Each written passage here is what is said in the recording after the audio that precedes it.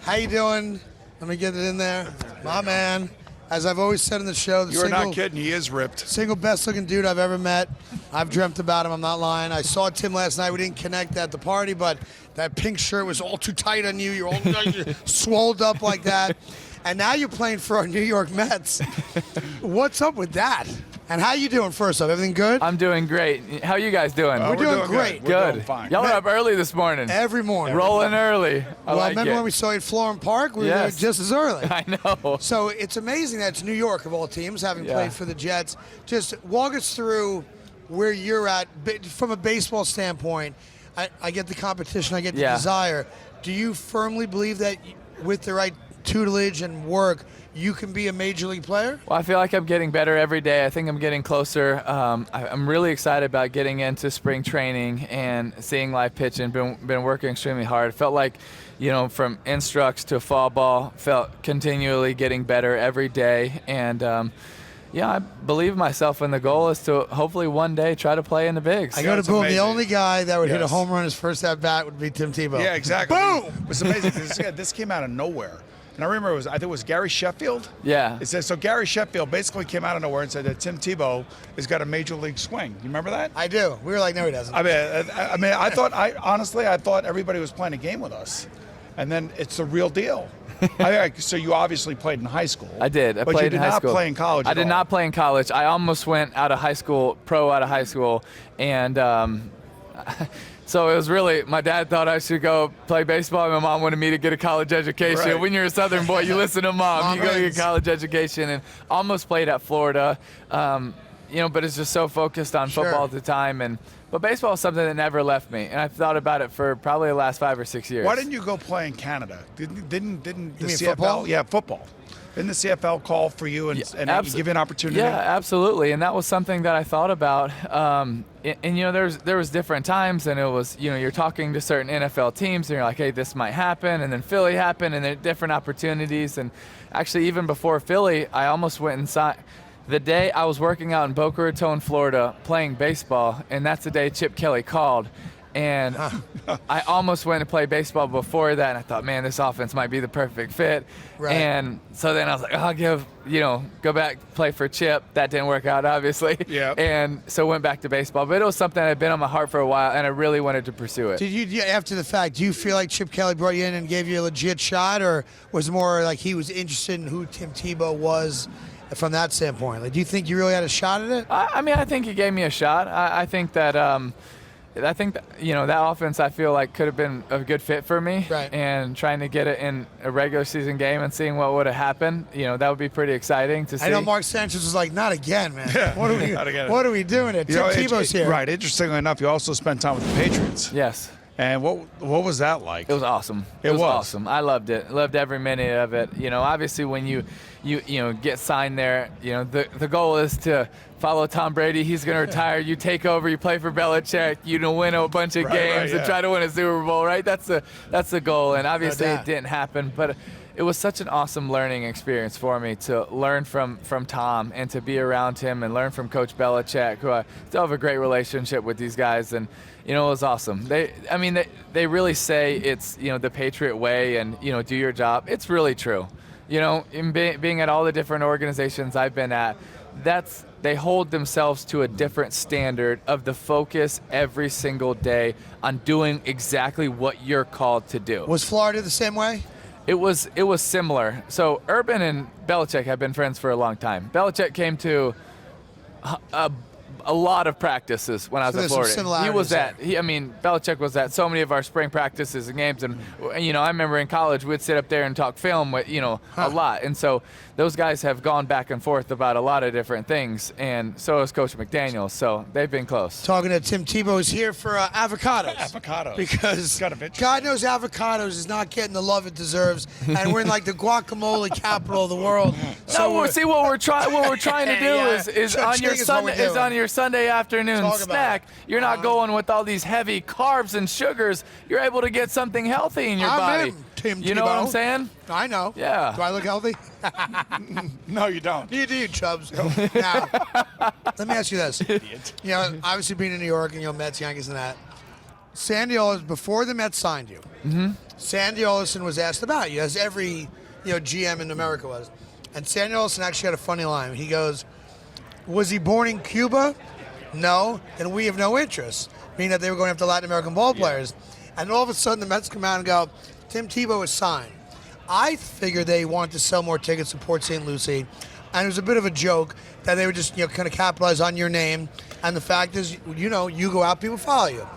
And then you hit the home run, and you're playing in the with the Arizona League, whatever Fall it was. League, yeah. How what's what I'm looking for? How humbling was it for you to struggle against 18, 19-year-old kids essentially trying to play baseball? I think it's, first of all, you have to humble yourself to to go after something like that anyways, and for me, I try to stay at a place like that where it's not about the success or the failure or what other people are going to say. It's about pursuing what's on your heart, and it's about living out the dream every single day. And that's why the ultimate success is not where I end up, but it's, did I love what I was doing every single day? And there are parts of it that are definitely humbling, but I think for me, like when I started Arizona Fall League, I started first 0 for 13, and so it was Right. like, yeah, that's not easy. But then after that, it was bouncing back, getting better. And if you take away the first, that first slump, and then it was like I was able to improve and hit 300 from that point on. And so it was something that I was really able to learn a lot. And yeah, you're going to go through those slumps, Sure. but also the highs and lows that I went through in football prepared me for that, because you can't let your 14th at bat be the same one that you just had. Or You're amazing. You really are, because you get a lot of criticism. You got criticism from me. I told you. You got criticism from this Not Jet me. fan What over are you here. talking Yes. about? But the amazing thing is, I was a Jet fan. What do you want? I don't know if it fuels you. I don't know, because you never seem like angry towards anybody. What? You always seem like, okay, this is what I'm doing. I know people are going to question why I'm doing what I'm doing it for, but at the end of the day, you seem pretty happy with yourself. Yeah, I don't think being angry is really a good way of life. I think it's a lot like bitterness, and bitterness is like drinking poison and thinking the other person's going to die. It's not good for you at I've been all. telling Hold him on. this for years. Why is he staring at me when he's... Because this guy holds a grudge. I do hold a grudge. I will be the does. first to admit it. I hold grudges, and I think it's healthy to hold a grudge. And I think getting back How at the is people... it healthy to hold a grudge? Because I think when people wrong you, and I'm not just saying a guy going, oh, you suck, but it comes a point where getting back at that person, and that might just by being successful and reminding him, you the guy that didn't believe in me, there's great satisfaction in going after those people. Do you think that's satisfaction, or do you think it's just trying to overcome an insecurity? I think it's both. I think it's absolutely based in insecurity, but I think the joy I get of proving people that said, you can't do this, I don't believe in you. Is that joy, or rare. is it just trying to be right? Because for me, I just don't think it's about trying to be right or show anybody up or prove anybody wrong. It's about trying to live a life of purpose, of passion, of fulfillment, and really trying to live a life that matters. But And it I don't think feels good, I don't doesn't think it? it matters to put someone down to make yourself look better. In my opinion, it's not something that is satisfying in a long-term sense. No, but what I'm saying, when you throw the touchdown pass in Denver to beat the Steelers, and it's like a coronation of, you know what, I know you didn't have a great statistical game, but you threw the game-winning touchdown pass. Tim Tebow won a playoff game. There's got to be a part of you that goes, that's so satisfying because of all those people that said you couldn't. It's satisfying. Sure, they're naysayers, and Yeah. as an athlete, do you want to try to, you want to try to prove people wrong in a sense as an athlete? Sure, but I think more than any of that, you're not thinking about at that moment. That's not what you're thinking about. Yes, I prove people wrong. What you're thinking about is I have 50 guys over here that I love that we've battled with. What I'm thinking about is, man, I can't wait to go hug my family. What I'm thinking about is, the moments that I get to cherish for the rest of my life, because the memories I have with these guys, not the people that I proved wrong. But then you go home, you take out the scrapbook where NFL tape Boomer Esiason, Tebow can't play, and you go, I got you. No, I didn't say that. live What on- I to be honest. What I said about Tim is, I said that I thought the Jets should have never signed you in the first place, because I thought with Rex Ryan and you and Mark Sanchez and Mike Tannenbaum, I had intimate knowledge of the way that the Jets were running things. You want to know if I were the Jets what I would do? How about that? You want to know what I would do? Go. I would cut Tim Tebow. I really would. And the reason I said that was because Eddie. it was not going to work. I didn't think it was going to work, and it actually proved me right because Mike Tannenbaum lost his job, Rex Ryan lost his job. Unfortunately, you were never given the opportunity that you thought you were going to be given when you came here. So I was right. I thought going to a place like I don't know, Carolina, or a smaller place, a smaller city that wouldn't have been so like all over you and all over the whole process, that ultimately turned out to be not a failure for you, but failure for everybody involved. Well, definitely. That's why I felt that way. It definitely didn't go the way that I'd hoped it would go. Hey, it didn't go the way that for me either. So, you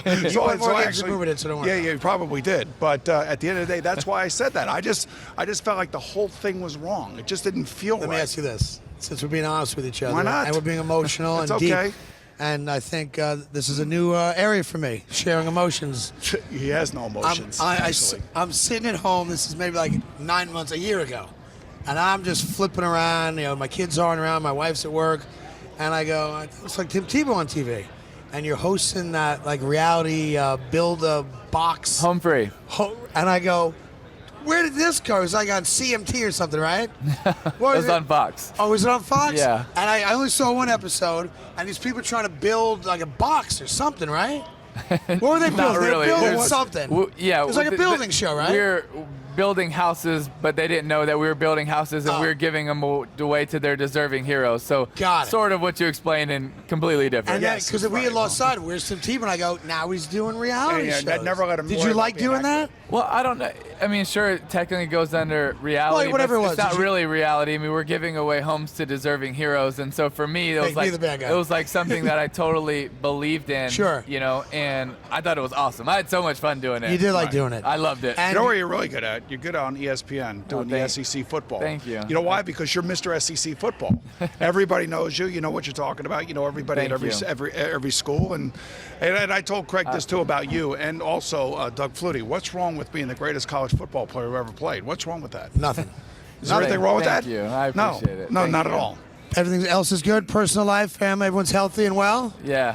See? When are we back We're to gonna see you baseball? in Port When does St. that Lucie happen? Couple soon. weeks. Couple weeks. Yeah, Well, couple listen. weeks. It's coming fast. We so always it's gonna be appreciate you exciting. coming on. Let me just mention, Absolutely. Tim is here telling you that it's okay to eat an avocado from Mexico, even if President Trump might say it's not. They are delicious, they're nutrient dense, God. and they're little with the good fat. Tim eats 4 avocados every day. Now, like my daughter, I bet you eat that avocado toast, don't you? I do not eat avocado You don't? toast. I have not had that. Really? You I just do eat- have a lot of guac smoothies There you before go. and after training. This way, you just open up the avocado, just cut a slice, you put it on toast. That's really all it is. And you spread it out. Yeah. Okay. Good. Good seeing you, man. Good seeing you too. God bless you guys. Tim Thanks for Tebow. having me. Man, good to Appreciate see We're it. you going to again, take a man. picture in a See ya. minute. Yes. But that's Tim Tebow. Oh, my And I know we have Greg Olson coming by.